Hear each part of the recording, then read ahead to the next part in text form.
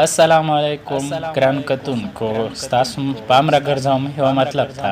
موبایل 4G لیټ شوګانې د نارینه د بې اولادۍ سبب کیدای شي.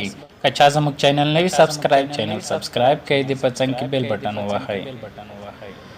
هغه طبي څېړنه چې په دې هکله د کوریا په سویل کې په 2013 کال کې د موږکانو په مختلفو ګروپونو ترسره شوې، په ډاګه شوي چې د اوږده وخت لپاره 4G لیټ هغه شوګانې چې د EMF چې له موبایل تلیفون څخه خارجېږي د سپرم او لیډک سیل د تعداد کمیدو سبب کیږي. د یادونې وړ ده چې لیډک سیل هغه حجرات دي کوم چې د اندروجن هورمونونه تولیدوي، کوم چې د سپرم د تولید لپاره انتهایی ضروری دي. البته په دې څېړنه کې راغلي چې که چېرته د موبایل دا شوګانې یا موبایل 10 سانتي متره فاصله وي نو بیا د سپرم په تعداد کوم خاص بد اثر نه لري.